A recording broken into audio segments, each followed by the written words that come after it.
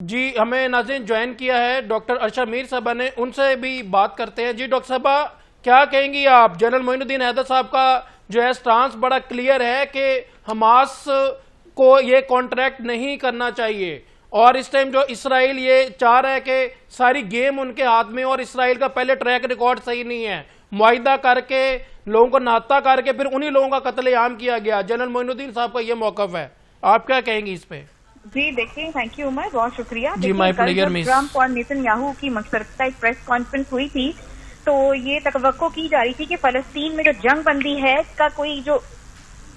فلسطین میں جو جنگ بندی کی کوئی بھی جو عملی پیش رفت سامنے آئی تھی، لیکن ہم سب مایوس ہو گئے کہ پریس کانفرنس کے دوران نرم لہجہ اور جو ان کا امن پسندی کے بیانات تھے، وہ ایک وقتی امید ضرور تھی ہمارے لیے کہ اب فلسطین کے لیے کچھ اچھا ہونے جا رہا ہے، مگر جیسے ہی کانفرنس ختم ہوئی اور اس سے کچھ ہی گھنٹوں کے بعد جو نیتن یاہو ہیں انہوں نے اپنے موقف سے وہ پلٹ گئے ہیں، اور اس رویے کے کئی اہم پہلو ہو سکتے ہیں کہ نیتن یاہو کی جو حکومت ہے وہ آپ کو پتہ ہے کہ وہ سخت دائیں بازو کی جو جماعتوں کے دباؤ ہے وہ ان پر ہوگا، اور یہ جماعتیں جنگ بندی ہیں فلسطین کی، جو کوئی بھی فلسطین کو کسی بھی قسم کی جو رعایت ہے وہ دینے کے سخت خلاف ہیں۔ اس لیے بین الاقوامی دباؤ کے سامنے وقتی طور پر لچک دکھانے کے باوجود اندرونی سیاست میں جو اس موقف کو برقرار نہیں رکھ سکتے، تو میرے خیال میں نیتن یاہو کو یہ ساری اسٹریٹجی اور یہ سارا ڈرامہ رچانا ہی نہیں چاہیے تھا، اور وائٹ ہاؤس کے اندر جب انہوں نے یہ بیان جاری کیا، یہ انہوں نے تائید کی ڈونلڈ ٹرمپ کی اس موقف کی کہ جی ہم جنگ بندی کی طرف جا رہے ہیں، اور انہوں نے بڑا نرم لہجہ بھی اپنایا، لیکن اس کے بعد نیتن یاہو کا وہ جو ایک مکروہ چہرہ ہے وہ دوبارہ سے سامنے آیا، اور انہوں نے دوہری جو حکمت عملی ہے وہ اپنائی ہے، کیونکہ اسرائیلی قیادت کا جو طرز عمل ہم نے دیکھا ہے ماضی میں وہ اکثر دوہرا ہی ہوتا ہے، اور عالمی سطح پر امن کے جو خواہ ہیں، جو امن کے جو خواہ نظر آنا اور داخلی طور پہ جو طاقت کے استعمال کو جائز قرار دینا، یہ پالیسی اسرائیل کو ہمیشہ وقتی طور پہ تو سفارتی فائدہ دیتی ہے، مگر طویل مدتی امن کے امکانات کو شدید نقصان پہنچاتی ہے، اور انہوں نے وہی کیا۔ اور جو فلسطینی اعتماد کا جو بحران ہے اس کے اندر اگر بات کریں تو نیتن یاہو کے اس رویے نے جو فلسطینی عوام اور قیادت میں مزید بد اعتمادی پیدا کی ہے، اور ان کے نزدیک اسرائیل کے ساتھ جو مذاکرات معاہدے سے وقتی باتیں ہیں جو عملی سطح پر کبھی پائیدار نہیں ہوتی۔ یہی وجہ ہے کہ جو فلسطین کی طرف سے مزاحمت کا بیانیہ مزید مضبوط ہوتا جا رہا ہے، اور سر نے بالکل ٹھیک بات کی ہے کہ بالکل بھی اب نیتن یاہو کو اعتماد میں نہیں لینا چاہیے، نیتن یاہو کی کسی بھی صورت میں باتوں کو سچ نہیں ماننا چاہیے۔ انہوں نے بہت ٹھیس پہنچائی ہے پورے عالم اسلام کو، اور دیگر جو ہمارے اسلامی ممالک ہیں ان کو میرے خیال میں اب دوبارہ سے کھڑے ہونے کی ضرورت ہے، سعودی عرب کو، ترکی کو، پاکستان کو، کہ وہ ٹرمپ کو تھوڑا سا یہ دباؤ ضرور دیں کہ جو کل نیتن یاہو نے پریس کانفرنس واشنگٹن میں وائٹ ہاؤس میں کی، اس کے بعد جو ہے وہ اپنے موقف سے پلٹ گئے ہیں، تو اب نیتن یاہو کو ہم پلٹنے نہیں دیں گے۔ ایک سخت رویہ اختیار کرنا چاہیے پورے عالم اسلام کو کہ وہ نیتن یاہو اس میں جو ہے ایران نے بھی ایک موقف دیا تھا کہ ہم ڈائریکٹلی کوئی بھی کسی بھی قسم کا کانٹریکٹ ٹیبل ٹاک اسرائیل سے یا ٹرمپ سے نہیں کریں گے، یہ اپنی بات پہ قائم نہیں رہتے، یہ انپریڈکٹیبل ہے، ان کا جو ہے رسپانسبل بیہیویئر نہیں ہے۔ تو ایک طرف وائٹ ہاؤس پہ ٹرمپ نے پریس کانفرنس کی کہ ابھی معاہدہ ہونے جا رہا ہے، 20 نکات جو ہے وہ مان لیے گئے ہیں، عرب ممالک سپورٹ کر رہے ہیں، اور اس کے کچھ ہی ٹائم بعد، عرصہ تو ایک لانگ ٹرم پلان ہے، کچھ ہی ٹائم بعد جو ہے، کچھ ہی گھنٹوں بعد نیتن یاہو کے اس طرح کے بیانات آنا، تو پھر ایران کی تو بالکل درست بات ہے کہ اس کی ثالثی کون کرے گا، اس بات کو جو ہے لوہے پہ لکیر کون کرے گا کہ یہ اپنی بات پہ قائم رہیں گے؟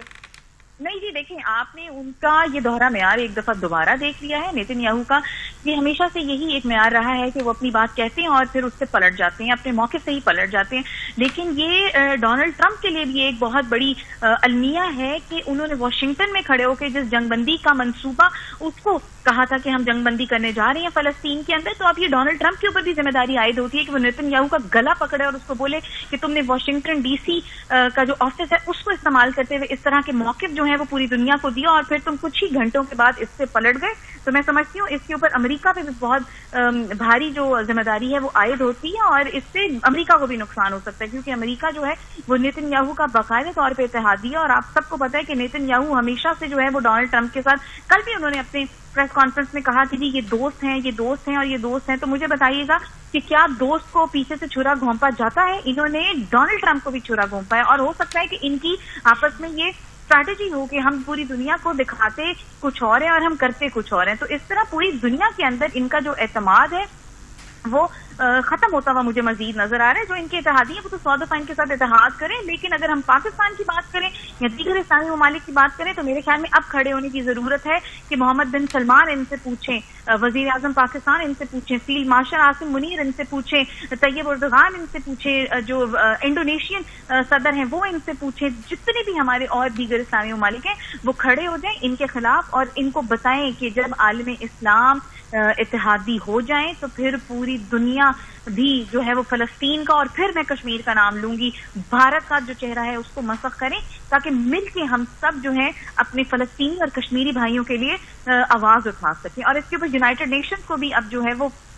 یقیناً اس کے اوپر بات کرنی چاہیے, OIC کو اس کے اوپر بات کرنی چاہیے کہ انہوں نے کل ایک غلط موقف اپنا کر غلط بیانی کی ہے اور پوری انہوں نے جو لوگوں کی امیدیں توڑی ہیں, اس کے اوپر میرے خیال میں عالم اسلام کو ان کو قطعاً معاف نہیں کرنا چاہیے. اور اب تمام مسلم ممالک کو ان کے اگینسٹ کھڑے ہو کے ڈونلڈ ٹرمپ کے ساتھ ان باتوں پہ مذاکرات کرنے چاہیے کہ جو نیتن یاہو نے کیا ہے وہ قابل معافی نہیں ہے. ڈاکٹر صاحبہ ابھی بریگیڈیئر غضنفر علی صاحب نے کہا کہ اسرائیل امریکہ کا ناجائز بچہ ہے اور یہ ناجائز کام ہی کرتا رہے, ناجائز کام ہی کرے گا. آپ کا اس پہ کیا موقف ہے؟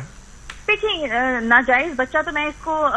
میں نہیں کہوں گی, لیکن بات ساری یہ ہے کہ انہوں نے دوستی کا نام لیا ہے کہ جی ٹرمپ جو ہے وہ نیتن یاہو نے کل کہا کہ جو ڈونلڈ ٹرمپ ہیں وہ میرے دوست ہیں اور ہم بہت اچھے دوست ہیں اور ہم اتحادی ہیں. تو انہوں نے ہمیشہ سے ناجائز کیا اور پرابلم یہ ہے کہ امریکہ نے ہمیشہ اس ناجائز کاموں کا ساتھ دیا ہے. میں سمجھتی ہوں کہ جس دن سے فلسطینی کئی دہائیوں سے جو ہیں وہ اسرائیل کے جارحیت کا جو ہے وہ شکار ہیں, اور اسی طرح جو انڈیا ہے اس نے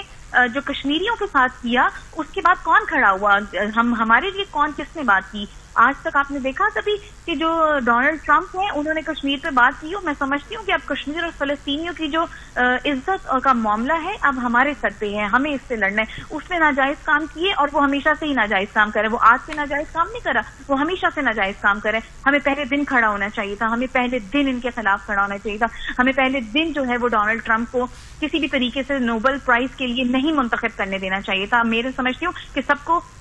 بیک فٹ پہ جانا چاہیے, سب لوگ جو ہیں وہ ان کے اس موقف کے اوپر کھڑے ہو جائیں اور ان کو بتائیں کہ فلسطین ہمارے دل کے قریب ہے. ڈاکٹر صاحبہ لاسٹ کوشچن فرام یو, کیا پاکستان کو اس معاہدے کی سپورٹ کرنی چاہیے, یہ معاہدہ کرنا چاہیے؟ کیونکہ پاکستان میں بھی بہت سے لوگ اس کے پرو ہیں, بہت سے لوگ اس کے اینٹی ہیں. کائنڈلی لاسٹ کوشچن کا آنسر دیں. دیکھیں, میں آپ کو صرف اتنا کہوں گی کہ اگر یہ فلسطینیوں کے حق میں بہتر ہے معاہدہ, وہاں پہ امن ہو سکتا ہے, وہاں پہ ہمارے بہنوں بھائیوں کی جانیں بچ سکتی ہیں, وہاں پہ اگر جینوسائیڈ ختم ہو سکتا ہے تو اس منصوبے کی بالکل جو ہے میں کہتی ہوں کہ آپ کو سپورٹ کرنا چاہیے. اور اگر نیتن یاہو کا یہی رویہ, یہی موقف اور یہی مکروہ چہرہ سامنے رہا تو پھر میرے خیال میں پاکستان کو بھی جو ہے وہ نیتن یاہو کے خلاف کھڑے ہو کر فلسطینیوں کا ساتھ دینا چاہیے.